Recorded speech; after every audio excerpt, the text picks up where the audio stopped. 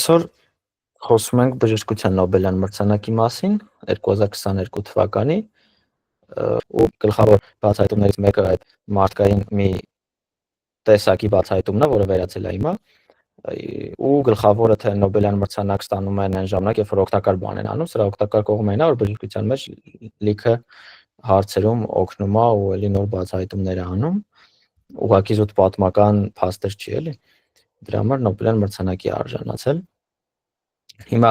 արագ մի քանի րոպեում կանցնենք այս հանրամատչելի հոդվածի վրայով, հետո կխորանանք արդեն ավելի խորը հոդվածի վրայով կանցնենք, որ ավելի լավ հասկանանք ինչա կատարվում։ Ուրեմն ամենահետաքրքիր հարցը, որ միշտ մարդկանց հուզել է, այն է, թե մենք որտեղից ենք գալիս ու ինչ առանձնահատկություններ ունենք։ Մենք ասելով նկատի ունեմ մարդ տեսակը, որտեղից են գալի ու ինչով ենք առանձնանում մյուս տեսակներից, ինչն է մեր տարբերությունը մյուսներից, ամեն ինչ մակարդակով, համ ԴՆԹ-ի մակարդակով, համ ուղեղի մակարդակով, համ մշակութային մակարդակով եւ այլն։ Այդ ամեն ինչը մեզ միշտ հետաքրքրել է մարդկությանը։ Կարճ մարդկության պատմությունը այն է, որ Homo sapiens տեսակը, որից առաջացել է մարդը, մոտավորապես ի հայտ է եկել 300,000 տարի առաջ։ Իրականում տենց հստակ տարբերություններ չկա, որտեղ կախված չափումներից բանից, թե ինչն ես անվանում Homo sapiens, երբ կարելի է անցնել ուրիշ տեսակի, անվանումը ուրիշ բան դնել, այդ շատ ինչ որ sense բառեր դնելու տարբերությամբ, ոնց որ հստակ գիծ չկա, էլի որ սրանից ընկում մարդ է, սրանից ընկում մարդ չի, ոնց որ կան կապիկների տեսակներ, օրինակ, օքեյ, կա շիմպանզե, կա գորիլա, օքեյ, տարբերում ենք իրանց, բայց ստաբարից հստակ գիծ չի, էլի որ տարբերակում է ինչ որ բաներ իրարից կա, sense մի քիչ սրան նման, մի քիչ նրան նման եւ այլն, դրա համար էս որ ասում ենք Homo sapiens մեր բաժանումներն է իրականում տեսակների։ Հետո կբացատրեմ ընթացքում, թե ոնց է ինչով են տեսակներ ստեղծվում, որ ասում ենք այս տեսակը այն մի ուրիշ տեսակ է, խի անվանում տարբեր տեսակ, խի ընդհանուր մի անուն չունեն, ինչն է իրանց բաժանում, դրա մասին կխոսանք։ Կարծես այս Homo sapiens տեսակը առաջացել է 300,000 տարի առաջ Աֆրիկայում, իսկ մյուս մարդու տեսակը, որը նեանդերթալներն են, նեանդերթալները Աֆրիկայից տեղափոխվել են մոտ 400,000 տարի առաջ ու բարձրացել են Եվրոպա, Ասիա եւ այլն տեղ են տարածվել, այսինքն միջև Homo sapiens-ի առաջանալը մեր նախնիները այն նախնին, որը համ մեր նախնինը, համ նեանդերթալցիների նախնինը, իրանք ապրել են ընդհանուր Աֆրիկայում, բայց այն մասը, որ բաժանվել գնացել է Եվրոպա, Ասիա, իրանք դարել են նեանդերթալցիներ, այստեղ մնացել է ու 100,000 տարվա ընթացքում դարել է Homo sapiens, այդ մեր նախկին նախահայրը, չգիտեմ, անունները լավ հայերեն չեմ կարող ասեմ։ Համենայն դեպս, հետո մյուս ամենագլխավոր բանը ինչ տեղի է ունեցել, 70,000 տարի առաջ է եղել, երբ Homo sapiens-ը արդեն Աֆրիկայից որոշեց, որ պետքա բարձրանա վերև մեր շրջաններ, Հայաստան, Իրան, Իրաք եւ այլն, այդ Եգիպտոսի մասով, եթե քարտեզ նայեք, արանք կա Աֆրիկայից, որը բարձրանում է դեպի վերև, այդ արանքով բարձրացել են ու սկսել են իրանք էլ տարածվել։ Ու այս ամեն ինչը, որ մարդիկ բացահայտել են, քանի 100,000 տարի առաջ է, այս մասը գնացել դե, այս մասը գնացել դե, իրար կապերը գտնելը, շատ օգնել է դրան 1990-ականների վերջում գենոմ նախագիծը, որ Ամերիկան մեծ բյուջե տրամադրեց գիտնականներին, որ կարողանան մարդու գենոմը ոնց որ ամբողջովին ստանան։ Մեր ԴՆԹ-ն բաղկացած է այդ նուկլեատիդներից 4 տեսակի, որոնց երկարությունը 3 միլիարդ է, մի մարդու ԴՆԹ-ն մոտավորապես 3 միլիարդ է, այդ կոդն է, ամեն մի հատ նուկլեատիդու դիմացինին կպնելով շղթա է կազմում, ու դա 3 միլիարդ երկարություն ունի, այդ գենոմը ստանալու համար մեծ բյուջե են տրամադրել, ու եթե հետաքրքրում է այդ ոնց որ Լիլիթներ Hugh Re-Range-ում Նարեկի մոտ ինքն էր խոսում դրանից, թե ինչ հաջող պրոյեկտ է եղել Որ ատոմային ռում ստեղծելու նման պրոյեկտ է եղել, այդպես մեծ գումարներ են տրամադրել ու շատ ավելի շատ օգուտ է տվել, քան ասենք ատոմային ռումբը կամ լուսին թռնելը կամ այլ բան։ Կարճ ասած 90-ականների վեճ արդեն մենք ունեինք մարդու գենոմը լրիվ DNT-ն ոնց է կազմված այդ կոդը, ու մեծ օգուտ է տվել այս հետազոտությունների համար։ Բայց հիմա որ այս ամեն ինչը գիտենք, մենք հիմա խոսալու ենք, թե ոնց են հասել այսքանի, որ այսքան բան գիտեն։ Ամենադժվար խնդիրը այն է, որ այս 100 հազարավոր տարիներ, որ մնում է այս DNT-ն, ոսկորների մեջ, ատամների մեջ, մազերի մեջ մնացած, շատ դժվար է իր մեջից նորմալ DNT հանել, որովհետև քայքայվում է, բակտերիաները խառնվում են, բակտերիաների DNT-ն էլ է խառնվում այդ ամեն DNT-ի հետ, ու վերջում վատ բան է ստացվում, կամ ասենք մարդու DNT-ն է խառնվում, որովհետև ձեռներով է կպնում կամ ուրիշ բան է անում, ու չեն կարող նորմալ մենակ այդ ոսկորների DNT-ն առանձնացնել։ Պատկերացրեք 3 միլիարդից ընդամենը մի քանի 100 երկարությամբ շղթաներ է մնում DNT-ից, որը պետք է հանես վերլուծես, ու դա նենց հանես չխառնվի ոչ մի բանին, շատ բարդ process է ստացվում։ Բայց մեր օրգանիզմում բացի բջջի միջուկում գտնվող DNT-ից, որ այդ 3 միլիարդ երկարությամբ DNT-ն է, կա նաև միտոխոնդրիալ DNT-ն։ Միտոխոնդրիան մեր բջիջներում փոքր մաս է, որը էներգիա արտադրելու համար է պատասխանատու, երբ որ մենք հաց ենք ուտում, ոնց է այդ հացը վերածվում էներգիայի ու բջիջները օգտագործում են այդ միտոխոնդրիան, իր մեջ հատուկ քիմիական process-ներ է գնում, այդ ամեն ինչից ինքը ստանում է իր անհրաժեշտ մոլեկուլը, որը իր էներգիան է, ասենց ասած։ Ինչքան հիշում եմ, դրա բացահայտելու համար էլ են Նոբելյան մրցանակ ստացել, մի օր դրան կանդրադառնանք, բայց շատ պարզ մոլեկուլ է, որը էներգիա է տալիս, ասենց ասած, էներգիայի դերն է կատարում։ Այս միտոխոնդրիան այդ է արտադրում։ Հիմա պարզվում է, այս միտոխոնդրիայի մեջ կա DNT-ի հատվածներ, ու մի հատ չի։ Եթե մի հատ բջիջ վերցնենք մարդու, բջջի մեջ կա միջուկ, միջուկի մեջ մեր DNT-ն է։ Այս միտոխոնդրիան իրականում մի հատ չի, շատ է լինում, ու տենց եթե կարողանաս հանես բջջից, կստանաս լիքը նույն DNT-ներից, որը ավելի հեշտ կարաս ուսումնասիրես, էլի, լրիվ քանդված չի լինի տարիների ընթացքում։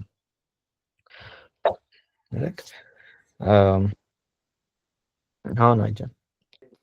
Ուզում եմ հարցնեմ DNT-ն կարող է իր գենետիկական հիշողությունը ամբողջովին կորցնել։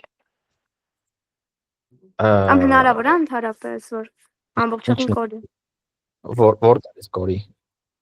Ընդհանրապես օրգանիզմից այդ գենետիկական հիշողությունը վերանա կամ վատ աշխատի։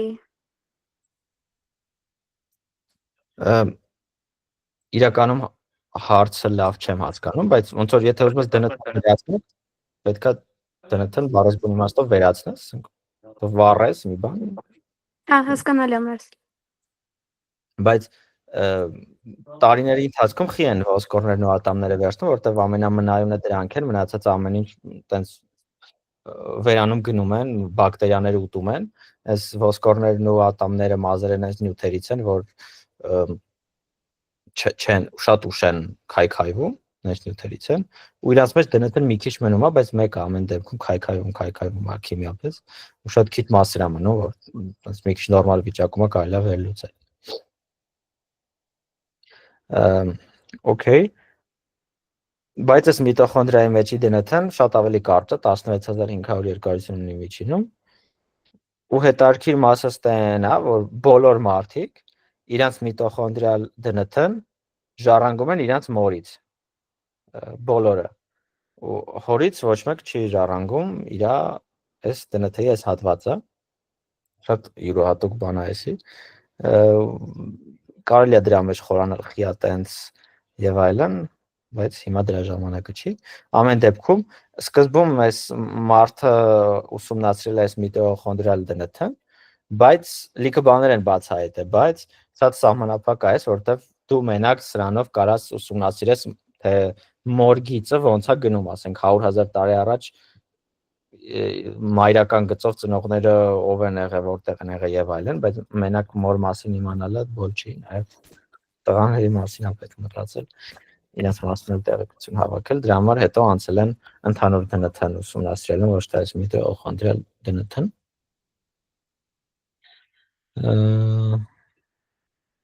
Այստեղ խոսում է նրա մասին, որ շատ հազարավոր այս ԴՆԹ-ներից կա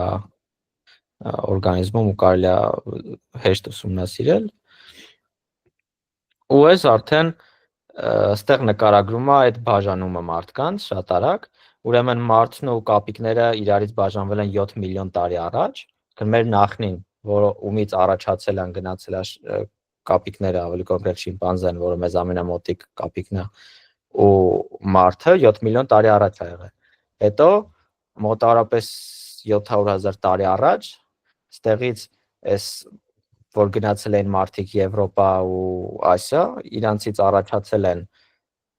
նեանդերթալները ու այն որ ասում են նոր տեսակը բացահայտել, այս դենիսովաների մասին է խոսքը։ Նեանդերթալների մասին երկար ժամանակ մենք գիտեինք, որ նման մարդ տեսակը գոյություն ունեցել, բայց դենիսովաների մասին չգիտեինք։ Այն ոնց որ այս ամեն ինչը նրա մասին է, որ բացահայտել են։ Կարծես 700,000 տարի առաջ բաժանվել ենք, ստացվել է Homo sapiens-ը Աֆրիկայում, իրանք գնացել են այլ շրջաններ, ու հիմա կան շիմպանզեները, կան մենք, բայց այս երկու տեսակ մարդիկ վերացել են ու չկան այլ։ Խի անունները կոչվում նեանդերթալ ու դենիսովա, որովհետև այն մասունքները, որոնցով ոնց որ գտել են նեանդերթալցիների, ասենք ոսկորներ, գտել են նեանդերթալ քարանձավում, քարանձավի անունն է նեանդերթալ եղել պրոստը, այտենց այդ մարդկանց անվանել են նեանդերթալ, դենիսովան էլ նույնիսկ Ռուսաստանում էլի քարանձավա, որի անունով էլի կոչել են դենիսովաներ։ Այդքան էլ հետարքիր պատմություն չունեն, էլի։ Այտենց այս նկարում էլի նկարագրում է այդ գնալ գալը, որ Աֆրիկայից գնացել են դեպի Եվրոպա նեանդերթալները, իսկ դենիսովաները առաջացել են այս ավելի ասիական մասերում, ու հետարքիր մասը, որ երբ որ ուսումնասիրում են ԴՆԹ-ն ու փորձում են գտնել կապեր, իրականում պարզվում է, որ երբ որ այս Homo sapiens-ները բարձացել են վերև, իրանք չեն առանձնաց, ոնց որ լրիվ առանձնացած չեն եղել նեանդերթալներից ու դենիսովաներից, նաև խաչասերվել են իրար հետ, երեխաներ են ունեցել եւ այլն։ Դրա հետևանքով հիմա մարդկության մեջ, Եվրոպայի ժողովրդի մեջ ԴՆԹ-ի 1-ից 2%-ը նեանդերթալցիների ԴՆԹ-ն է, իրանք վերացել են, բայց իրանք ԴՆԹ-ի ինչ որ հատվածներ մնացել է մեր մեջ, որոշ ազգերի մեջ, որոշ տարածաշրջանում ապրողների մեջ։ Իսկ այս ասիական շրջանի մարդկանց մոտ դենիսովաների ԴՆԹ-ի 1-ից 6%-ն է մնացել։ Ամենաշատը մալայազիան կղզիներում է այս կոմերը, որ իրանց մոտ 6%-ը դենիսովաներից է գալիս։ Ուտես շատ մեծ տոկոս է, 6% իրականում։ Շատ հետաքրքիր փաստ է, վերջում կխոսանք թե կոնկրետ էս ինչ տարբերություններ են, այս տոկոսները ինչ են տալիս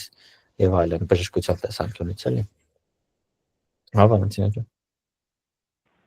Հազար անգամ ներողություն, բայց ես պետքա դուրս գամ։ Ինչ շատ հետաքրքիր էր պրոստը։ Պետքա դուրս գամ։ Մենք դելու ենք YouTube-ում, կարաս հետո նայես։ Հա, մերսի շատ։ Okay, էլի հասկար։ Okay։ Այսել մյուս նկարն է այս տարածվելու, որ սկզբում էս մեր նախնին ա եղել, ումից գնացել են կապիկներ ու մարդիկ, այս էլ է հետարքիր, որ ասում են մարդը կապիկից է առաջացել, մարդը կապիկից չի առաջացել, էլի։ Կապիկը մեր քույր ոնց որ սերունդն է, մենք ուղղակի առաջացել ենք մեր նախնիներից, ումից առաջացել են կապիկներն ու մենք, էլի։ Մեր նախնին կապիկ չի։ Կապիկը իրանից սերող ինչ որ սերունդ է, մարդն էլ իրանից սերող ինչ որ սերունդ։ Ու հետո եկել բաժանվել են նեանդերթալցիներ, դենիսովաներ ու մարդիկ, այստեղ փորձել են ինչ որ վերականգնել տեսքը մոտավորապես ոնց ա եղել։ Իրականում ինչ որ մուլտիկներ, կինոներ կա այս մարդկանց մասին, այս նեանդերթալցիները, որ ավելի մի քիչ կոլոտ են, ավելի մկաններով են եւ այլն։ Ինչ որ նախնիների մասին մուլտիկներում կա, որ նկատած չլինեք, դες թվա նախին մարդ են նկարել, բայց երբեմն այնպես նեանդերթալցիների են նկարում էլի մուզիկներում, այստենց ակնհայտ չեն խոսում։ Okay։ Այսքանից հարցեր կա թե չէ։ Չէ։ Okay, անցնենք մի քանի նկար նայենք ու հետո անցնենք ավելի խորացածին։ Հա, էսի ընդհանուր զուտ շատ բարձ նկարում է էվոլյուցիոն, որի խմբի մասը։ Այս մամալյան մեմլսներն են, կաթնասունները, սա մեծ խումբ է կենդանիների, որոնք կաթով են, երբ որ ծնվում է երեխան, մորից կաթով են սնվում, իրանց անվանում են կաթնասուններ։ Իրանց մի մեծ մասը պրիմատներն են, այս պրիմատներից արդեն սկսում է մի քիչ խելացի ուղեղ ունեցող կենդանիների խումբը, որը մեջ կա կապիկները, մարդիկ, ինչ-որ լեմուրներ, բան, ինչ-որ կենդանիներ, որոնք շատ նման են, եկա որ չափերով մեկը մեծ է, մեկը փոքր է, բայց ընդհանուր նման են իրար։ Հետո գալիս է այս հոմինիդյանները, որոնք տենց մարդանման բաներն են, որոնք արդեն մարդն ու կապիկներն են հիմնականում։ Հետո այս հոմոն արդեն այդ նեանդերթալցիներ, դենոսովաներ մտնում են այս ամեն ինչի մեջ։ Դրա մի ենթախումբն էլ արդեն սափիենսն է, հոմո սափիենսը, որը փաստացի մենք հոմո սափիենսներ ենք, իրանց սերունդներն ենք հոմո սափիենսի։ Ասենք ընդհանուր բաժանումն է տեսակների։ Այո, ման է։ Գրքերից մեկում մի հատ նկար եմ տեսել ու կարծեմ այս պրիմատների կամ առաջիններ կամ վերջինը, հա, այն առաջի պոչովը կամ վերջինը, զուտ վերջին չեմ պատկերացնում որ մեկն է, կարծեմ առաջիններ ու տենց այդ նկարից բացվում էր, որ ասենք տարբեր զարգացումներ է ապրել ու մարդը դրանից ոնց որ դրանից է առաջացել։ Հիմա այսինքն տենց չի, ոնց որ ոչ թե իրարից են առաջացել, այլ եղել են ինչ-որ ընդհանրություն են ունեցել, հա, չգիտեմ, բարեկամ են եղել, բայց տարբեր սերունդներ է շարունակվել։ Նայ, ոնց ասեցի, մարդը կապիկից չի, որովհետև կապիկը մեր քույր ազգից է։ Հա, հենց դրա համար եմ ասում։ Մարդն ու կապիկը ունեցել են ընդհանուր նախնի։ Հիմա այս սափիենսները ու են նեանդերթալցիներն ու դենոսովաները ունեցել են մի հատ ընդհանուր նախնի։ Այս մենք այս հոմոներով ու այս կապիկներ բան ընդհանուր ունեցել ենք մի հատ ընդհանուր նախնի։ Նույն ձև էս որ գնաս անտառ մտնես, այս լեմուրին տենաս, չգիտեմ էսա լեմուրը, թե էս լեմուրը։ Այս 5 միլիոն տարի առաջ ապրած լեմուրը չի, այսօրվա լեմուրն է, բայց այս լեմուրը որտեղից է եկել է մի հատ նախնիից, որից նաև առաջացել են մարդիկ, այսինքն այս բոլոր կենդանիները եկել են մի հատ ընդհանուր նախնիից։ Ինչ որ իմաստով մենք բարեկամ ենք, որտեղ մեր նախնիները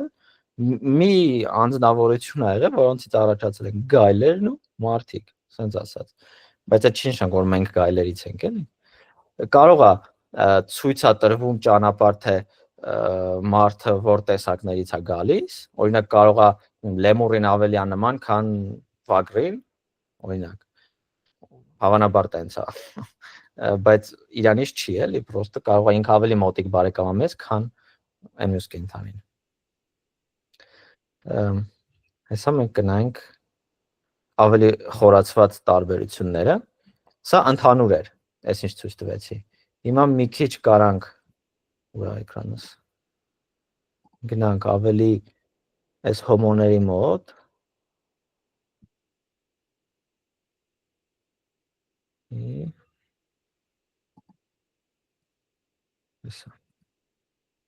Այսի արդեն այս մարդու մոտ վիճակներն է, ինչքան մոտիկ է մեզ այս նկարում, այնքան մեզ ոնց որ բարեկամ է, հեսա։ Հեսա մեր 60 միլիոն տարի առաջ առանձնացած պրիմատն է, մոտավորապես ոնց որ 70 միլիոն տարի առաջ են պրիմատները առաջացել, ու իրանցից այս կիսվել է տարբեր մասերի, ոնց տենում ես այս լեմուրը ամենահեռուն է մեզնից, որը 55 միլիոն տարի առաջ է բաժանվել, հետո 50 միլիոն տարի առաջ մեր նախնիները բաժանվել են այս ինչ է, տարի սիերա, սա ինչ է, ինչ որ կենդանին անունը չգիտեմ, ու մեր բանը նախնին, հետո եկել է, չգիտեմ, խեն կոչում նոր աշխարհի կապիկներ, հետո գալիս է հին աշխարհի կապիկներ, այս սրանց տարբերություններ չգիտեմ որն է,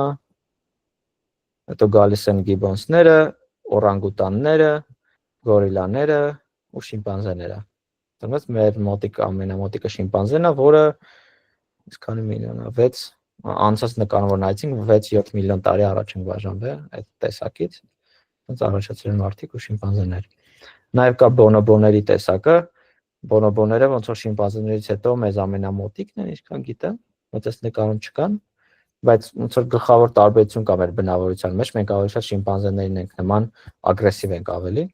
բոնոբոները այտենց ավելի հանգիստ կերպարներ են, էլի, շատ չեն կռվում, բան չեն անում, ոնց որ բոնոբոների նկարներ պետք է լինի, չէ՞ սենց ավելի հաճելի իմաստուն տեսք ունեն, Okay, sense. Անցնենք մյուսին։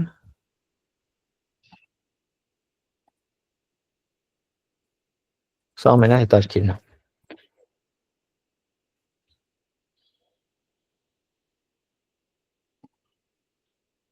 Okay.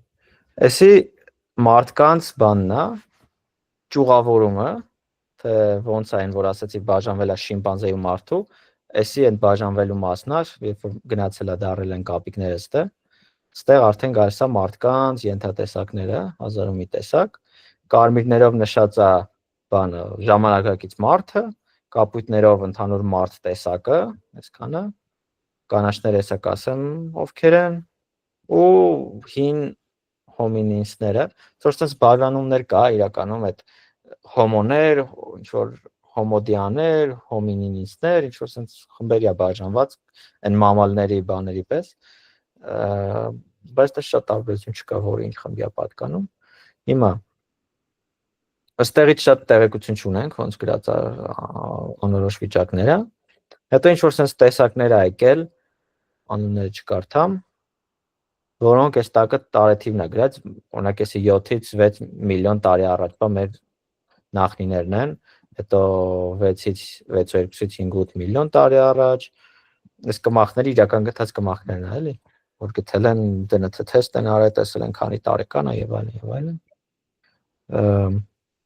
Այս էլ ասեմ ման է հարցդ գտած։ Ուստրե գալիս է Australopithecus anamensis-ը։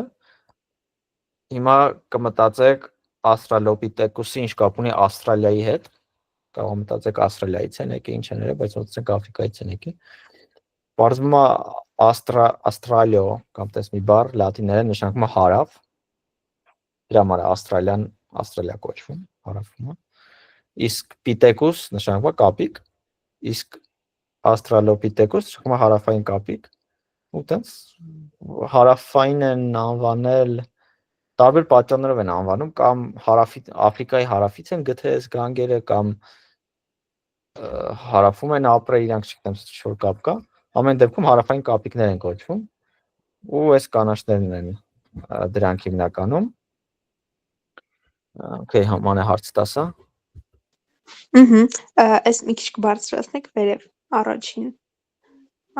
որ երևա։ Այս կարմիրից հետո area of uncertainty-ից հետո այդ առաջին գանգը որ երևում է դրա վրայի ատամները ոնց որ նոր մտածեցի որ կարող է զուտ այդ գանգի դիմացի ատամները չկան, բայց ընդհանրապես այս գանգերը իրոք հայտնաբերվել են ու սրանց տեսքից լիքը բան է հնարավոր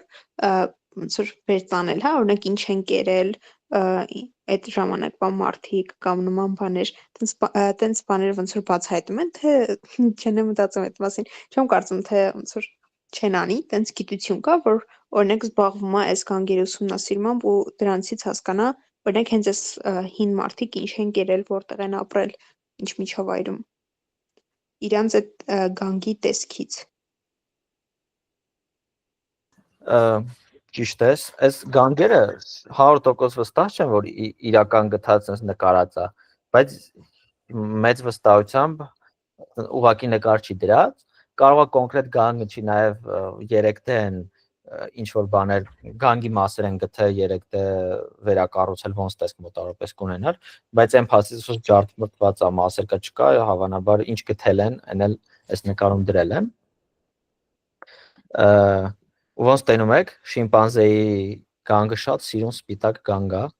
մարդունն էլ, Homo sapiens-ին էլ շատ սիրուն սպիտակ գանգ է, որտեղ ունենք, հիմա ձեռներիս տակ սիրուն նկարներ կանենք դնենք, դրանից կարելի է ենթադրել, որ եթե շիմպանզեին ու մարդն սիրուն է, ուրեմն ճիշտ կանգերն է դրած այդտեղ։ Ամեն դեպքում այս ատամները կարող է խաբուսիկ են, որովհետև կարող է այս մեր նախնին կռվի ժամանակասով է տվել ատամները ջարդելներ, հիմա վրան չի, կամ ինչ որ տրադիցիա են ունեցել, ինչ որ թաղելուց առաջ օրինակ հանեն ատամները, կամ 1000 բան կարող եղած լինի, որ շատ սակ չի կարելի ասել ինչ ա եղել, ոնց ա եղել, ատամների մասով ես չգիտեմ, բայց հա, ուսումնասիրում են լիքը բան, թե գանգը խիտ sense տեսք ունի, գանգից չափում են ուղեղի ծավալը, թե մեր նախները ինչքան ուղեղ են ունեցել, ու հեսա անդրադառնում եմ դրան։ Ուրեմն, այստեղ գալիս է այս Kenyanthropus platyopus-ը, որը նշատված է տարօրինակ գույնով, մենակ է այդ գույնով, Kenyanthropus նշանակում է Քենիայում հարթ դեմքով մարդ, այս Քենյան է, Anthropus-ն է, եւ հարթն է, որ պոետիկ sense հարթ դեմքով ինչ որ կերպարներ են, ու տարօրինակ է նա, որ իրենց ուղեղը ոնց տանում եք ինչ որ փոքր է, շատ ավելի փոքր է, քան մարդկանց ուղեղը, բայց եթե փոքր է, մենք ենթադրում ենք, որ տենց շատ խելացի չեն եղել, բայց այն փաստը, որ նաև գտել են ինչ որ հետքեր, որ իրանք թաղել են իրանց մահացածներին, այդ երևույթը, որ տես բան են անում, այդ ոնց որ ինչ որ չափի սոցիալական ինչ որ բաներ ունենալու մասին, ինտելեկտ ունենալու մասին եւ այլն, ու տենց շատ տարօրինակ է, որ փոքր ուղեղով նման բաներ են հասկացել, կարացել անեն եւ այլն։ Ու դեռ իհարկե կռիվներ է գնում արդյոք այս մարդու մյուս շարունակությունը այս տեսակից եկել շարունակվել, թե այս Australopithecus-ից է շարունակվել։ Հիմնական մասը գիտնականների համարում է, որ իրանցից են շարունակվել, բայց այս գաղափարն են սիրողներ կա, որ իրանցից է շարունակվել։ Ամեն դեպքում ուտելու մասին ստեղ ոնց տենում եք երկու բան է գրած։ Ուրեմն այս ժամանակաշրջանում բաժանվել են ոնց որ երկու մասի հիմնականում այս մարդկությունը։ Այս տեսակը գնացել է ավելի շատ ագրարային վիճակներով, բույսեր ցանել, ուտել, միշտ չուտել, ծոր բուսակեր են եղել, ու sense տարօրինակ դեմքեր ընդունել դրա արդյունքում։ Ու ոնց տենում եք ծնոտը ինչ որ ավելի առաջ եկած է, այստեղ որ դեմքի փոփոխություններ են տեղի ունենում կամ աղքյուր, sense լիքը բաներ են հասկանում, էլի ինչ են կերել այդ մարդիկ, ավելի ծնոտը տիպին լինի, որ բան ուտես, անընդհատ բույսեր ուտես եւ այլն։ Ու տենց այս տեսակը վերացել է, ոնց տեսնում եք շարունակություն չկա, բայց այն տեսակը, որը սկսել է միս ուտել, հիմնական ուտելիքը միսն է դառել, մեր նախնիներն են էլի, ու sense շարունակվում այստեղից,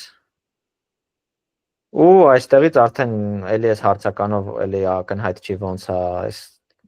փոփոխություն տեղի ունեցել, եկել է հոմո տեսակները, Homo habilis-ը, Homo ergaster եւ այլն 2.5 միլիոն տարի առաջ, 1.9 միլիոն տարի առաջ, էլի ստե տեսակներ են ինչ որ եղել Rudolfensis, որ վերացել են էլի, շարունակություն չեն ունեցել։ Բայց վերանալը այս նեանդերթալների պես կարա լինի, էլի, ոնց որ լրիվ վերանալ այդքան էլ չկա, կարան իրանք ինչ որ իրանց դնթից մի հատված թողեն այս մյուս տեսակների մեջ, ինչ որ իրար հետ խաչասերվելով, սերունդը շարունակելով, ոնց որ նեանդերթալներն են շարունակվում մեր դնթում ինչ որ հատվածներ, ամեն դեպքում հետո չեղել եկել է այս Homo erectus-ը, ոնց տեսնում եք, այն շրջանն է, որ ասեցի Աֆրիկայից դուրս են եկել, Homo erectus անվանում են այն տեսակից, որից սկսել են Աֆրիկայից դուրս գալ մեր նախնիները, ու այդ տեսակը կոչվել է Homo erectus, արդեն ստե տարբեր տեսակներ է գալիս, sense խառը, այս նախորդ որ պատմում էի փոքր ուղեղով, կարող է չեմ հիշում իր մասին էր, թե ում ցույց էի տալի իր մասին էր, վստահ չեմ։ Երկուսի մասն էլ բան եմ կարդացել։ Ամեն դեպքում Կարծես տեսակների մասին է խոսում, ոնց տենում եք 70,000 տարվա շրջանում են այս բոլոր տեսակներն էլ 67-ից 50, 94-ից 13,000, 146,000 եւ այլն եւ այլն, հետո այս տեսակից եկել է արդեն այն տեսակ որ գնացել է Եվրոպա, այն տեսակ որ մնացել է Աֆրիկայում մնացողից էս եկել է Homo sapiens տեսակը, որը առաջացել է 300,000 տարի առաջ, ու եկել են այս դենիսովաներն ու նեանդերթալցիները, ըստ իհարկե ոնց որ էլի տարբեր տեսակետ կա, գրում են դենիսովաները Սիբերիայի նեանդերթալցիներն են, Սիբերիայի ուղղությամբ գնացած ու իրանց սերունդն են, բայց իրականում ոնց հասկացանք սերունդը չեն նեանդերթալցիների դենիսովաները, այլ էլի քույր եղբայր ազգեր են, ազգ անվանումները կենսաբանությունից ես լավ չգիտեմ, ոնց են անվանում, ամենայն դեպս քույր եղբայր են։ Սերունդ չեն։ Այս Homo rhodensis-ի գանգը չգիտեմ, խիա սպիտակ է հատվածը, բայց սիրուն է, ոնց որ ադամանդրն։ Այս Homo sapiens-ի դալտուն, ինչ որ իդալտուն նշանակմա ծեր ու լավ չեմ հասկացել ինչ կապ ունի, հավանաբար մեր նախնին, կամ չգիտեմ, պետք է գնալ նայել, ամեն դեպքում 160,000 տարի առաջվա է էլի այս գանգը, մոխրացած համարյա, ամենայն դեպս, այս նկարում, այս քանը, ստել բան կա, ասելը թե չէ, պետք է որ չլինի, այս քանից հարցեր, Ըստ սրա վայքնենք ըստ սրա Homo sapiens-ը երբ էր առաջացել 300,000 տարի առաջ, բա մեր գրքերում խե 40,000 տարի առաջ որ գրքերում, կենսաբանության դες ենք անցել մենք դե նայած ինչի մասին ենք խոսում, Homo sapiens տեսակը կոնկրետ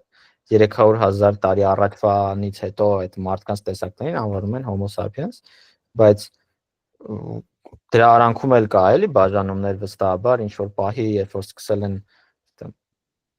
բրոնզի դարաշրջանը կամ չգիտեմ ինչի դարաշրջանը, բաժանվել են այլ տեսակների, 40,000 տարի առաջը, որ այստեղ ուշադիր լինեք, այս նեանդերթալցիները մոտավորապես վերացել են 40,000 տարի առաջ ու այսինքն դրանից հետո մաքուր մարդիկ են եղել, էլի ասենց ասած նեանդերթալցիներ չեն եղել,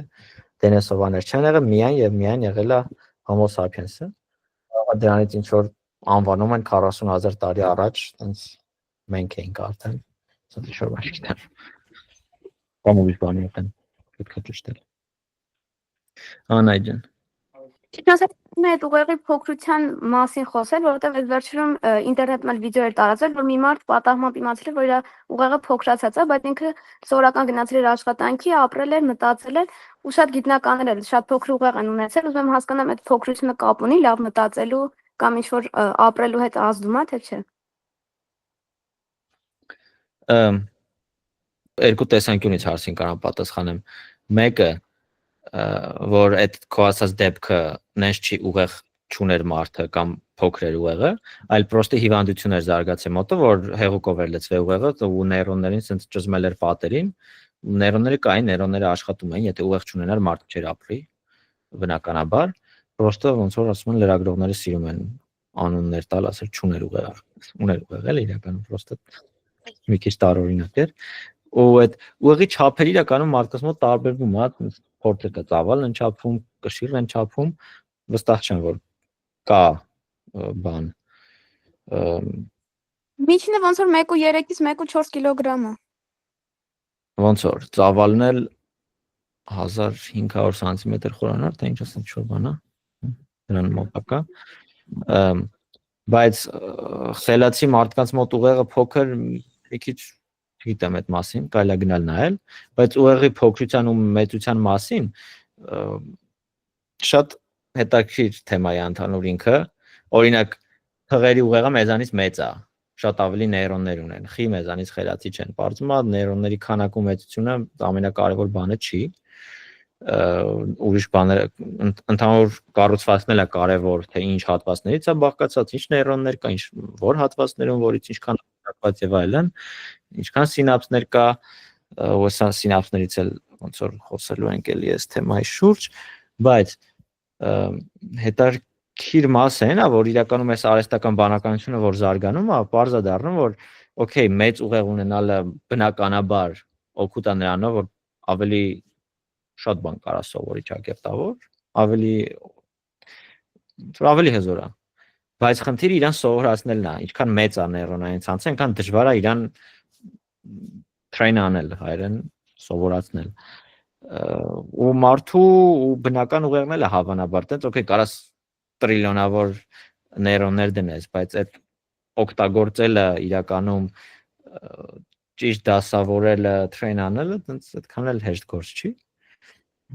Ու իհարկե տենց շատ բարձրացնում եմ այս ամեն ինչը։ Բայց փոքր ուղեղի լավը այն է, էլի շատ բարձրացած, որ իրան կարելի է արագ սովորացնել, ով փոքր է, իր մաքսիմումին շուտ կարող հասնի, բայց չգիտեմ, ինչ որ բան կա, կապեր կա խելացիության հետ, թե չէ, գնալ նայել։ Այսքանից էլի հարց կա, թե անցնենք առաջ։ Մերսի շատ։ Okay։ Անցնենք առաջ։ Երևի հետ ենք եթում արդեն հոդվածին հոդվածուրես ինձ վատ է սարկած ես Google Meet-ի ես շերը չուր ծախարնում է իրար Okay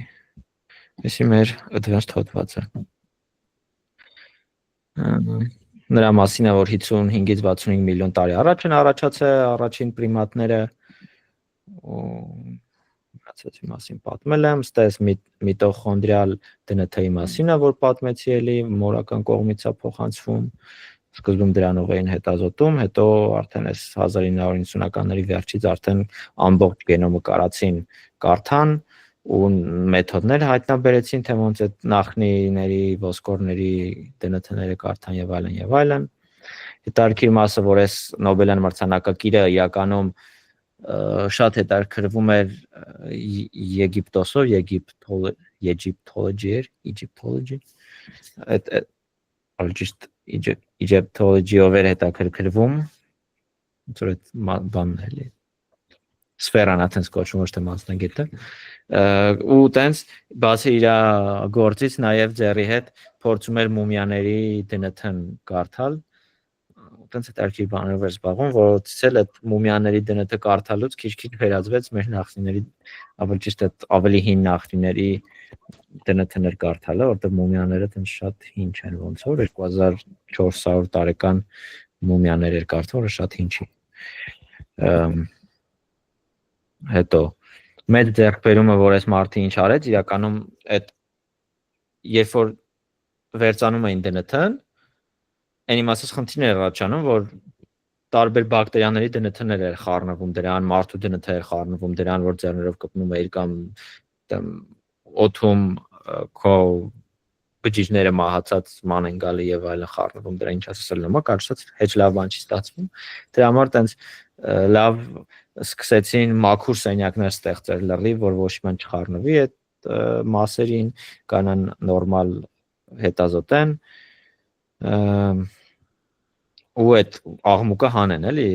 տվյալների մեջից հետարքիր մի փոքր խորանում ենք այս PCR-ի մեջ իրականում որ գտնում են այս DNA-ը շատ փոքր հատված ആണ് այդ DNT-ի որ նորմալ մնացել է բայց այդ փոքր հատվածը շատ դժվար է կարդալ հետազոտել դրա համար մի հատ պետք է իրանից շատացնել այդ DNT-ից տենց հազարավոր անգամ ստանաս որ իմանաս քո ասենք այդ կոլբայի մեջ այդ DNT-ից հազարատ կա ու իրան ավելի հեշտ է վերցանելը դրա համար էս կա PCR-ը PCR կոչվող գործիքը որը ոնց է polymerase chain reaction սա ռեակցիայի անունն է որի անունը նաև ոնց որ սրանով են ստանում այդ հազարավոր նույն DNT-ից մի քանի բառով ասեմ ու ցույց տամ դա ոնց է աշխատում Ինչ է լինում, այս մեր այդ գործընթացն է, սկզբում ունենք DNT, DNT-ի այդ հատվածն է, որը կա։ Այս սարքում կոլբայի մեջ խառնում են իր հետ ազատ նուկլեատիդներ, որոնք այս ան մեկը մի հատ նուկլեատիդ է, էլի, ասած իր շարքով կպած։ մեր DNT-ը շարքով պրոստը կապած 3 միլիարդ հատ DNT-ի շղթա է։ Ու կա այս հատուկ primers-ներ, որը ինչ են անում։ Ջերմաստիճանը առաջին փուլում տաքացնում են ստե ու այս DNT-ն բաժանվում է իրարից։ Բարձր ջերմաստիճանում ասենց շղթան փոկվում է իրարից, առանձնանում են։ Ու այս մանուշակագույնները հատուկ նենց են սարքում, որ գնա կպնի մեկի վերջից, մեկի սկզբից, որ n մասի սկզբից ու վերջից, որ ուզում ես տպես, էլի, կարես DNT-ն ավելի երկար լինի, եթե դու փոքր հատված ես ուզում, դու գիտես այս 4 հատ նուկլեատիդն սրանք են, там A-ա, հետո C-ա, հետո T-ա, գիտես ամեն մեկին որն է կպնում, կարաս սարքես այս մանուշակագույնը, որը գնալու է այս հատվածին կպնի, էլի, կարդ ասած։ Սենց կպնում են այս ստե իրար, հետո ջերմաստիճանը ինչ որ էլի հատուկ ջերմաստիճանի չափ կա, որ այդ ջերմաստիճանի դնում են, այս հատուկ polymerase, որը այս բանի տակ անց է ամեն դեպքում, սպիտակուցա, որը գալի կպնում է այս բանին, արդեն մանուշակագույն հատվածին, ու սկսում է ոնց որ այս օրգանիզմից, երբ որ օրգանիզմի մեջ է, երբ որ այդ լաբորատորիայի հեղուկի մեջից նուկլեատիդներ վերցնել ու սենց կպցնելով գնալ, ու ստացվում է սենց արդեն երկշղթա DNT-ն մեր, նույնը ներքևում արվում, ու ինչ ստացանք մի հատ ունենք սրանից, արդեն ունենք 2 հատ նույն բանից, ու այս փուլերը անընդհատ կրկնում են, մի անգամ էլ են նույն բանը անում, ջերմաստիճանը բարձրացնում են, սրանք սենց կիսվում են, սրանք էլ են սենց կիսվում, դառնում է 4 հատ, ու էլի սրանք գալի կպնում են ստե, այս էլի ջերմաստիճանը ինչ որ դնում են, սպիտակուցը գալի սա կառուցում է, ու ստանում են 2-ից 4 հատ DNT, 4 հատից 8 հատ, 8 հատից 16 հատ եւ այլն, շատանում է, 10 անգամ կրկնում են 1000 հատ, 1024 հատ այս DNT-ից ունենում են այդ իրենց կոլբայի մեջ։ 11 անգամ են կրկնում, 2000 հատ են ունենում, ասենց ամեն անգամ 2-ով բազմապատկում է քանակը, 2 հատ գնում է, ու արդեն կոլբայում ինչ որ 100 քանի անգամ անեն, միլիոնավոր ունենալու են այս DNT-ից, ու կարող են արդեն հեշտ հետազոտեն, էլի։ Հետո սրա զարգացած տեսակներ այն ինչ որ առաջացել qPCR-ը կոչվում, ինչա կոչվում, որ կարող են ավելի ճշգրիտ այս ամեն ինչ անեն, ավելի արագ անեն, ավելի երկար DNT-ի շղթաներ sense կլոնավորեն, ոչ թե կարճ շղթաներ եւ այլն։ Սա այդ սարքի մասին։ Սրանից հարցեր։ Չկա։ Լավ, հարցեր չկան, ես քիչ ժամանակ մնացա, հետ եմ վերադառնում մեր հոդվածին։ Հոդվածում էլի ասում է, որ տենց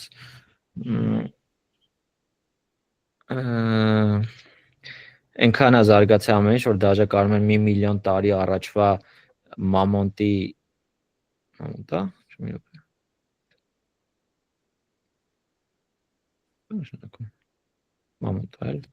մամոնտի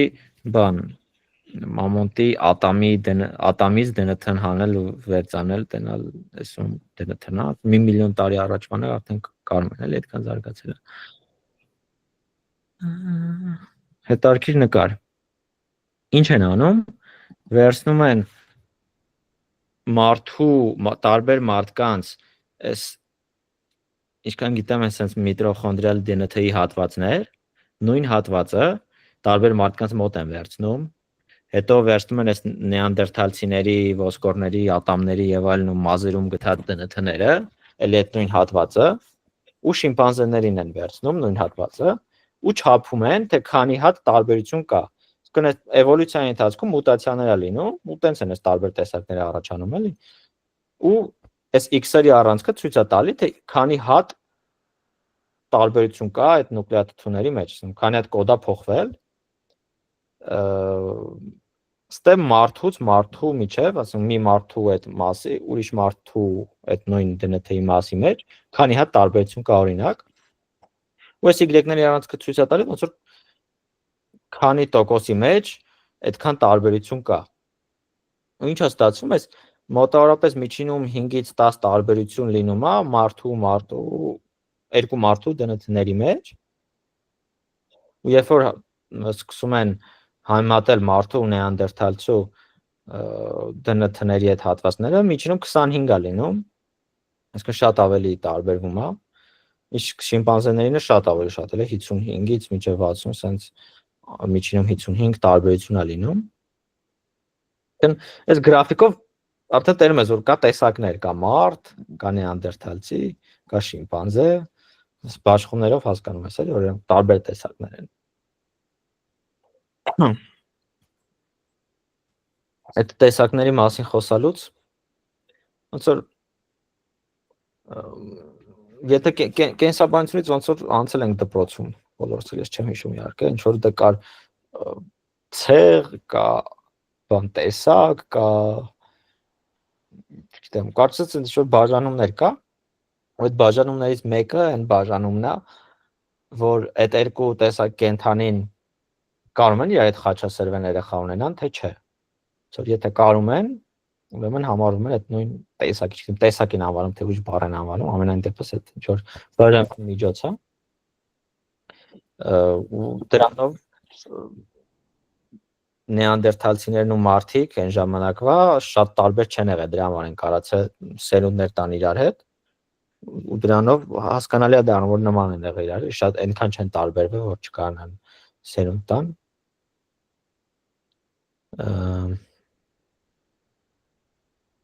Հետարքիր դեպքերն տեսակներ կա, որ օրինակ տարբեր տեսակի կենթանիներ կարող են սերունդ տան իրար հետ, օրինակ ձին ու էշը,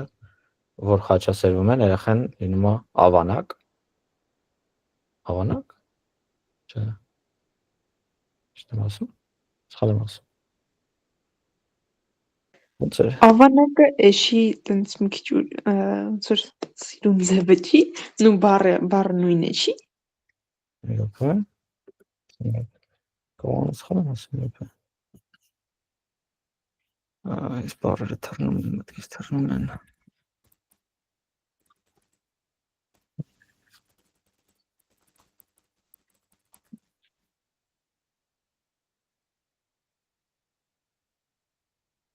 Ինչ-որ տարբեր անուններ կա, ոնց որ տարբերություն կա իրականում հայրենաձին, թե մայրենաձին, ինչ որ արդեն դրանից է տարբերություն երկու տեսակի կենթանի առաջանում, բայց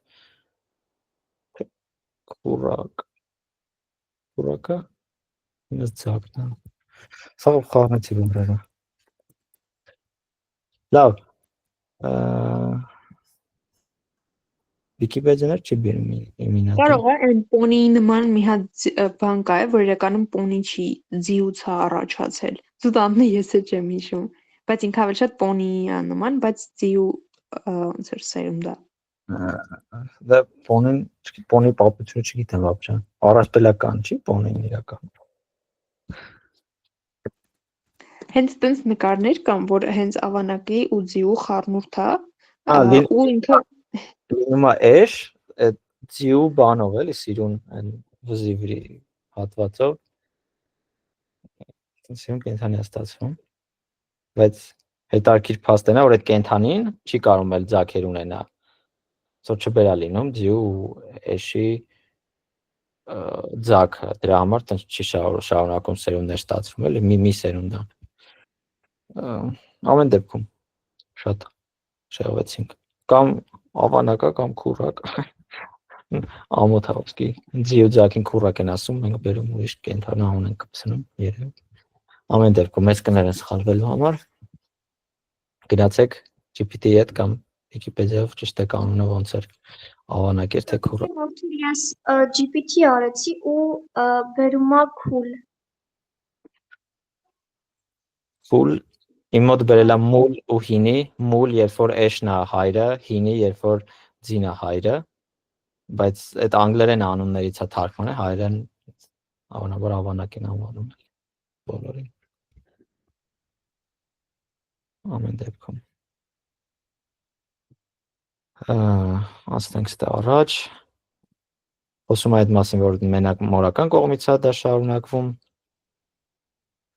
որը վատ է, դրա համար ընդհանուր գենոմին են անցել, ոչ թե միտոխոնդրիային PCR-ից խոսացինք։ Հավես եմ արել կարդացել եմ։ Այս Դենիսովաները իրականում բանից են, այս եղունգի հատվածի ոսկորից են, ոնց որ առաջին անգամ գտել Դենիսովա առանձավում, ու դրա համար Դենիսովա են կոչել։ Ոնց որ ասում է այն մեր ընդհանուր նախնին, որոնցից եկել են եւ մարդիկ, եւ Դենիսովաները, եւ նեանդերթալցիները, այնպես 1 միլիոն տարի առաջ ա եղել մոտավորապես այդ բաժանումը, ու դրանից 2 անգամ կարճ 500,000 տարի առաջ եղել է մարդու ու նեանդերթալցիների այդ տարբերվելու շրջանը, էլի, այնպես մի բան մոտավորապես։ Այս այդ նկարը, որ ասենց նշանակումներ արած ժամանակն է, ասենց գալիս է բաժանվում է այստեղ մարդն է գալի, այստեղ գալիս են բաժանվում են նեանդերթալցիներ, դենիսովաներ, մարդիկ մեծ մասը, այսինքն մի մասը մնում է Աֆրիկայում, մի մասը գնում է Եվրոպա, դառնում են ֆրանսիացիներ, մալանեզիացիներ եւ այլն, բայց այս F-երով նշանակած է, որ ամեն դեպքում ինչքան էլ առանձնացել ենք ընթացքում, երբ որ բարձրացել ենք Աֆրիկայից վերև, այնց խաչասերումներ ա եղել ու դենթան փոխանցվել է այս հոմո տեսակին, հոմո սապիենս տեսակին, ու տենց հիմա նեանդերթալցիների գենոմը ավելի շատ կա ֆրանսիացիների մեջ, եվրոպացիների մեջ եւ այլն, բայց ոնց որ հին ֆրանսիացիների էլի, ֆրանսիացի կա Աֆրիկայից է եկել, այդ եվրոպական բնիկ ժողովուրդների մեջ ավելի շատ նեանդերթալցիների գենոմ կա, քան դենիսովաների, իսկ ասիական բաների մեջ դենիսովաներին ավելի շատ է, այս մալազիան կղզիների ժողովրդի մեջ 6% միջև գենոմ կա։ Դրա մասին է 4-ից 6%-ն է։ Okay, հասանք հիմա հետարքիր հիվանդություններին։ Հետարքիրա օրինակ գտել են այս դենիսովաների փոխանցված գենի հատված, որը կոչվում է YEPAS1, որը նրա համար է, որ քիչ թթվածնի պայմաններում, բարձր սարերում մարդ կարողանա նորմալ շնչի, նորմալ օրգանիզմը աշխատի։ Ու հետարքիրա, որ այս գենից, ոնց ասում ենք, այդ Թեբետում ապրող ժողովուրդը ամենամեծ մասը ունի, Թեբետյան այդ սարերում ապրողները, ու տենց հետարքիրա է, որ մի հատ մաս կա երկրի վրա, որտեղ մարդիկ են ապրում, ովքեր տենց հատուկ գեն են ժառանգել վերացած դենիսովաներից, որը իրանց այդ սարերում ապրելու հնարավորություն է տալի նորմալ շնչելու։ Իհարկե այդ նորմալ շնչելը, ինչքան հասկանում եմ, ուղղակի կապված է նրա հետ, որ նենց գենի հատված է, որ սպիտակուցները արտադրում, որ այդ սպիտակուցները տենց ինչ որ մեր օրգանիզմում նենց բաներ են արտադրում կամ անում, չեմ ուզում խորանալ, էլի այդ ամեն ինչի մեջ ամենայն դեպս, որ մեր թթվածինը արյան մեջ ավելի արագ sense մարսվի, գնա օրգաններ, օգտագործվի, ավելի էֆեկտիվ օգտագործվի եւ այլն։ Տենց Հիմա մի հատ բան լինի, գենետիկ լինի կամ կենսաբան էս ամեն ինչից հասկացող, ասելու ես ինչ են խոսում ես մարդիկ։ Բայց մակերեսային հասկանալու համար ինձ թվում է օքեյ է։ Okay։ Այսքանը։ Աստե ուրիշ գենի մասին է խոսում, որը ալերգիայի հետ է կապված, ինչ որ տեսակներ այս գենը ունեն, ինչ որ բանից ալերգիա ունեն, ինչ որ բանից չունեն եւ այլն։ Հետարքիա, որ մի հատ քնելու մասին գրքի մեջ հատված կար, որ ասում էր կա մի հատ գենի հատված, որը ունեցող մարդիկ իրականում 6 ժամ քնելով են օքեյ լինում։ Ինձ համար 6 ժամ քնելը բավարար է, պետք չի 6 ժամից ավել քնել, բայց շատ քիչ մարդիկ ունեն այդ գենից ու այնց հավանաբար ըստ ներկա մարդիկ ոչ մեկ չունի այդ գենի հատվածից, այնքան քիչ է հավանականությունը։ Ու տենց հետաքրքիր է, որ ինչ որ մարդկանց տեսակներ են եղել, որ կարող է քնելու շատ կարիք չեն ունեցել կամ վտանգավոր եղել շատ քնելու, իրանց մոտ ձևավորվել է գենը, որ պետք է քիչ քնել, ու ինչ որ ձև էլի փոխանցվում մեր մեջ որոշ մարդկանց սերնդեսերունդ այդ գենի հատվածը։ Անի։ Իրականում ես ունեմ այդ գենից ու կարողանում եմ 5-ից 6 ժամ քնելով շատ լավ տրամադրությամբ նորմալ արթնանալ։ Այդ գրքում հենց դրա համար շեշտում ասում է, եթե դուք 5-ից 6 ժամ եք քնում, մի ենթադրեք, որ ունեք այդ գենից, շատ ավելի հավանական է, որ ձեր վիճակը բարդ է, դուք չեք ջոկում, քան որ այդ գենից ունեք, այդքան քիչ այդ գենի ունենալու հավանականություն էլ, նես որ մի քանի տարի հետո որ շատ հեշտ լինի գենետիկ բանը ստուգել այդ գենի ունես թե չի, այլ հեշտ, շատ հեշտ չի, բայց ինչ որ արյան անալիզով կարող են ստուգել թե ինչ գեներ ունես, ինչ գենետիկ հիվանդություններ ունես եւ այլն, բայց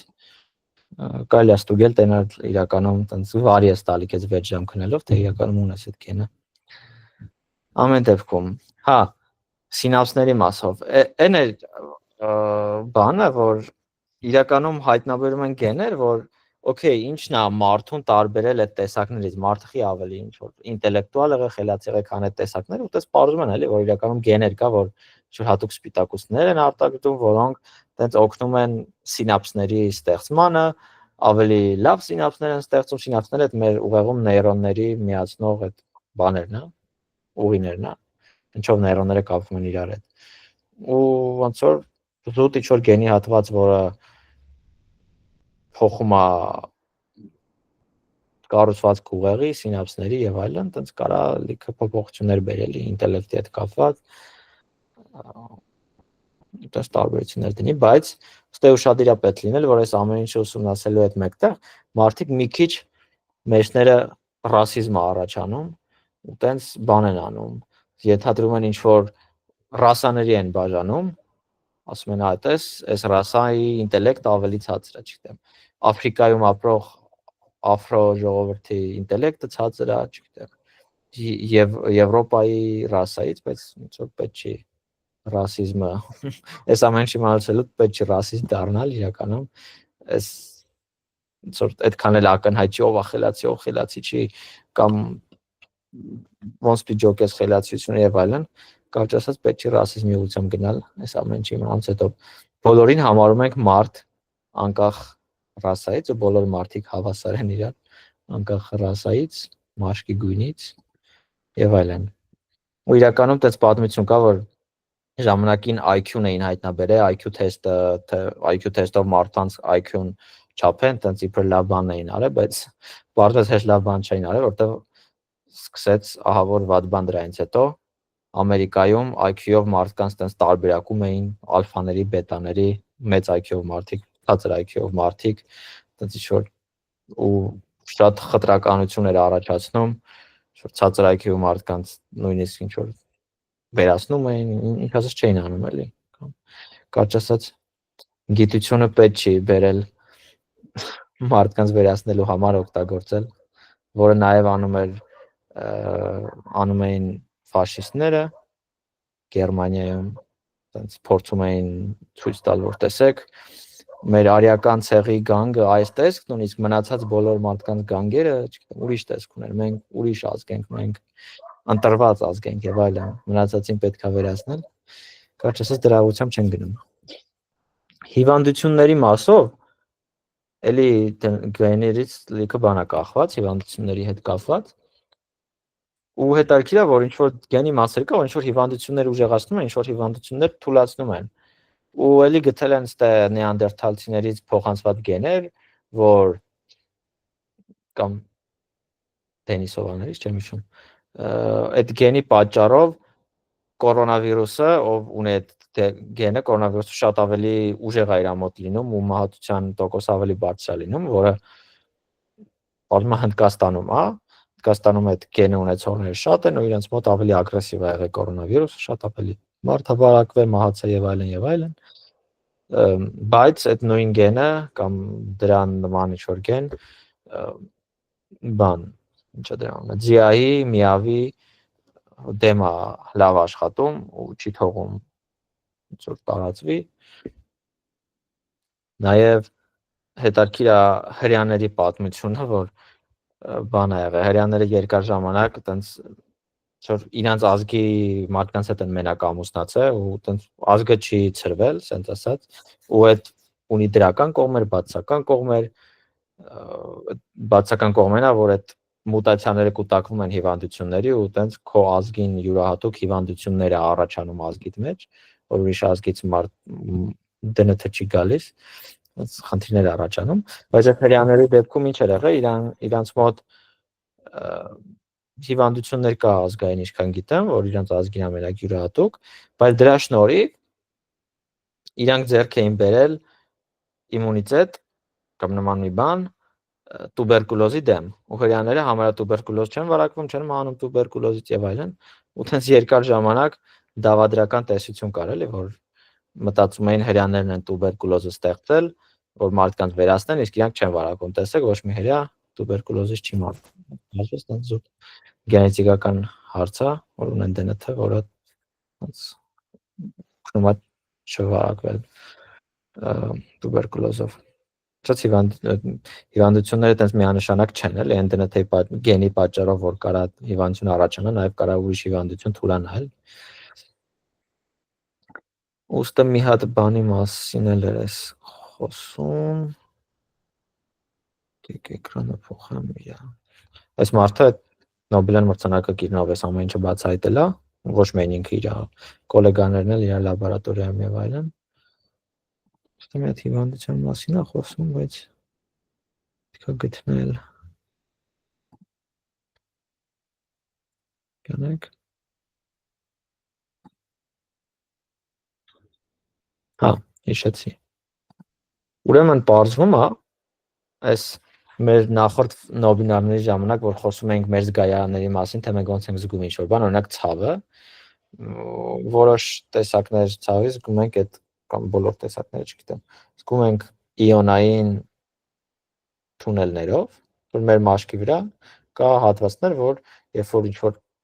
բան արին, որ պետքա ցավ, օրինակ սուր բան է կպնում, այդ սպիտակուցները բացվում են, արանքով իոններ են անցնում ու այդ անցնելը գնում է մեր նյարդերին ու մենք ցավ ենք դա զգում։ Ու այս նեանդերթալցիների մոտ բարձվում է նենց այդ սպիտակուցը, այդ զգայարանը, ռեցեպտորը, այսպես ասած, որ այդ իոնային թունելները ավելի երկար են բացված մնում, ինչի արդյունքում իրաց մոտ ցավը ավելի երկար է տևում, ավելի սուր է լինում եւ այլն։ Տենց ենթադրություն կա, որ նեանդերթալցիները ավելի զգայուն են եղել ցավի նկատմամբ, բայց չի նշանակում, որ թույլ են եղել, ուղղակի ցավը ավելի ուժեղ են զգացել, որ կարող ավելի ուժեղացրել է իրանց, ավելի զգայուն են եղել, որ վտանգներից խուսափեն, ու կապ են գտել իրականում այն մարդիկ, որոնք ունեն նեանդերթալցիների մեծ այդ գենը ցավ զգալու, իրանք իրենց կյանքի ընթացքում ավելի շատ են այդ մարդիկ բանանում, ցավից բողոքում, ավելի շատ են ցավ ունենում, կերտավոր կան մյուս մարդիկ, Ուտենց հետարքիր էլի կապերը գտնել, որ այդ նեանդերթալցիները արդեն վերացել, գնացել են, չկան էլ, բայց հետքը թողել են կան մարդիկ, որոնք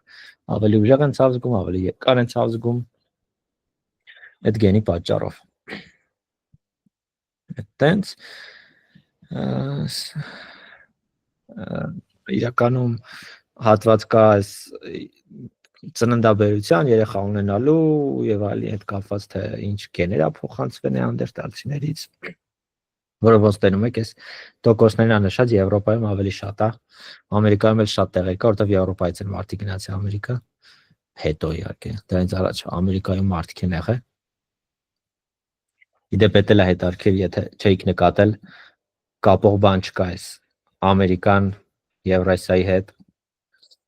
երբ որ գնացին մարդիկ բացահայտեցին Ամերիկան, ունդը գտան բնիկներին, ովքեր միջև այդ ապրում էին Ամերիկայում, այս հատվածներում, հարց չի առաջանում, ոնց էին մարդիկ միջև այդ գնացել Ամերիկա,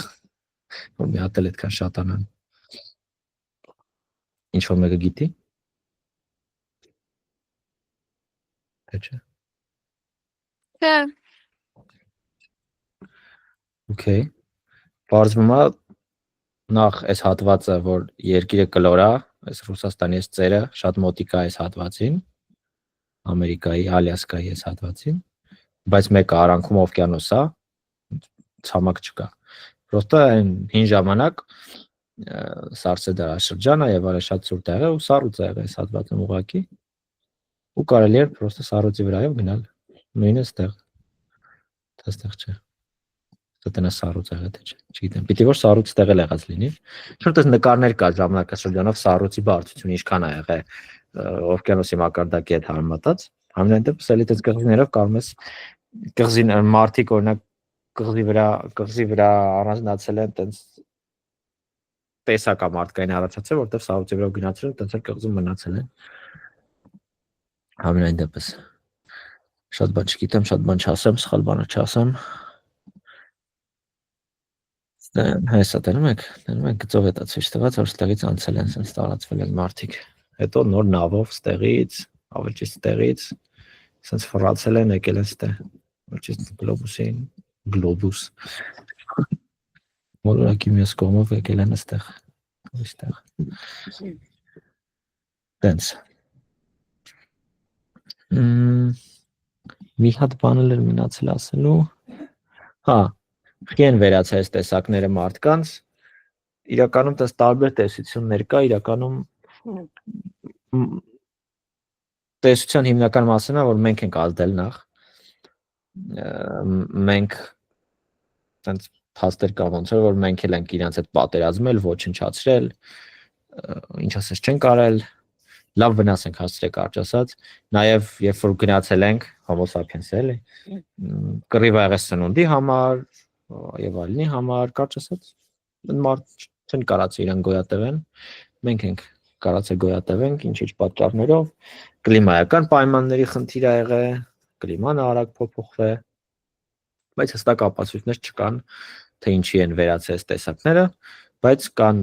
փաստեր, որ մենք մարդիկ լավ մեծ ազդեցություն են ունեցել իրանց վերացման մեջ։ Մենք մեր ներդրում ունենք, ճակերտավոր ներդրումը նրանց վերացման մեջ։ Որ չգիտեմ, լավ է թե վատ է։ Okay։ Ոնց որ այսքանը,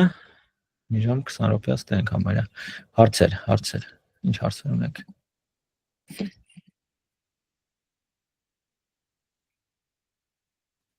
Ամեն ինչ պարզ էր։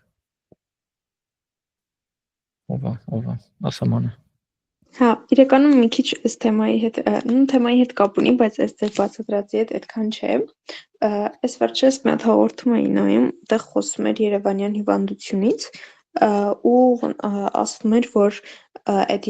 ժամանակին ոնց որ ընդունված ա եղել, հիմա էլ տենց են փորձում բացատրեն, որ Երևանյան հիվանդությունը միջերկրական ծովի երկրների հիվանդությունը, հա,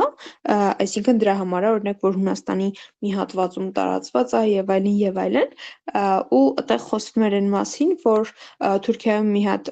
բան կա, վայր կա, բնակավայր կա, Զարայր կարծեմ անունը, որտեղ Երևանյան հիվանդություն ունեն, նու Երևանյան, ոնց որ անունն է Երևանյան, բայց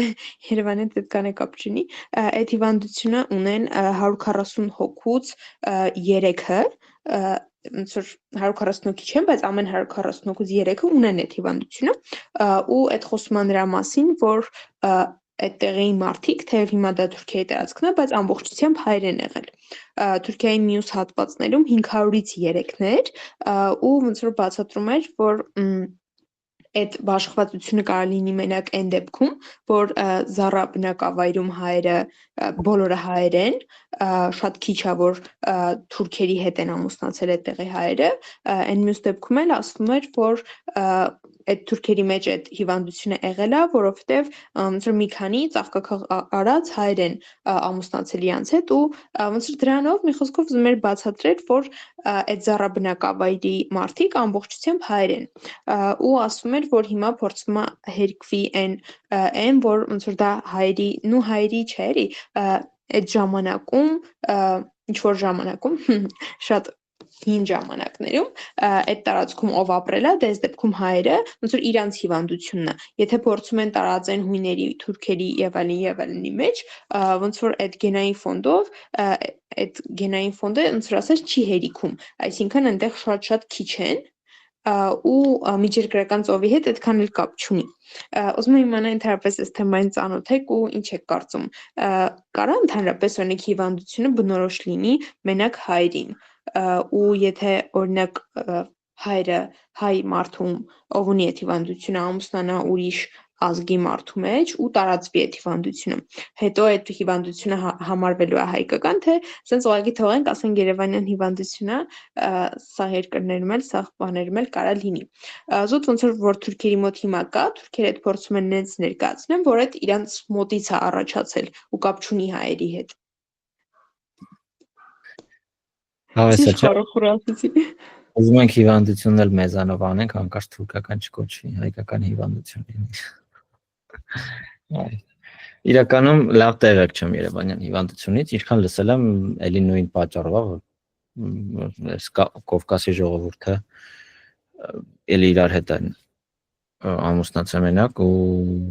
այնց խնդիրներ առաջանում, բայց մի վարքան այլ բանն մահացու չէ, հանդիպումը Թուրքիայում, հրեաների մոտ, արաբներ, հույների մոտ, բայց Հայաստանում շատ է, ժառանգական հիվանդությունը,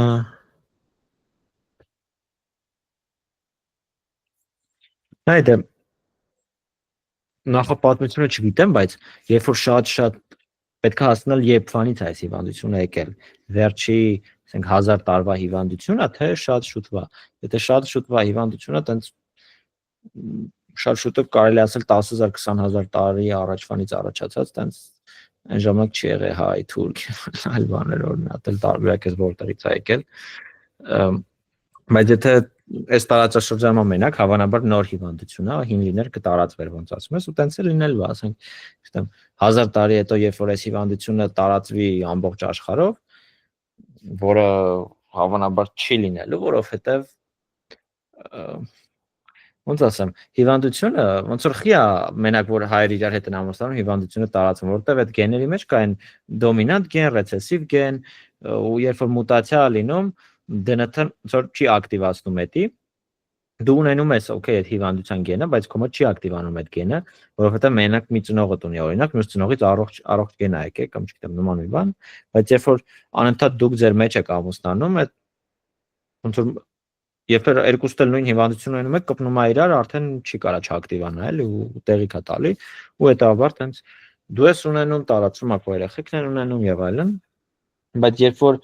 տարբեր ազգեր եք, տարբեր DNT-ներով մարդիկ են ամուսնանում, հիմնականում այդ ոնց որ խառնվում այդ վատ մուտացիաները կորում են, արանքից գնում են, էլի կամ եթե չեն կորում, չեն ակտիվանում եւ այլն։ Հիմա հավանաբար Կովկասի ժողովրդի հիվանդությունը դա միջերկրական ծովի հարակից, բայց իրականում չգիտեմ խիա Երևանյան կոչում, կարող է Երևանում շատ են հիվանդությունները դրանով տարածված կամ Երևանում են բացահայտել, ինչ որ առաջին հիվանդը Երևանում աղա չտեմ, կարելի է գնել նայել, չեմ ուզում, ենթադրեմ լավ, ես նայեմ, բայց լսել եմ, որ կա նման բան, բայց դաժե չգիտեմ ինչ է այդ հիվանդությունը, էլի, ինչ է լինում, երբ որ հիվանդանում ես, առաջանում է մոտդ, ակտիվանում է, կգնամ կնայեմ։ Հա, պարբերաբար, ինչի է հենց իր անունից ոնց որ հուշում է, էլի պարբերական հիվանդություն, պարբերաբար ցավեր ես ունենում ստամոքսի հատվածում, որովայնի հատվածում հիմնականում, ու դրանով է հիմնական դրսևորումը էդ է, պարբերաբար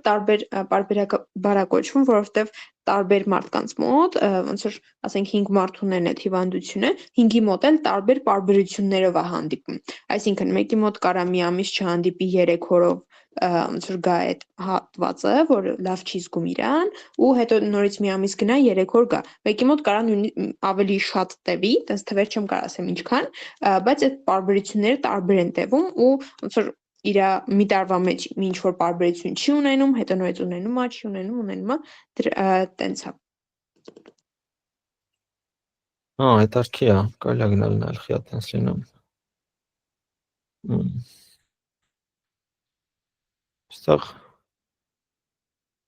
նկարներ կա, թե ոնց է փոխանցվում։ Կոչած սեկրետ համ Վիկիպեդիայում կարդամ ես ինչա ոնց է։ Դարք։ Պարբերական հիվանդություն։ Okay, այլ հարցեր։ Այլ հարցեր չկան։ Դե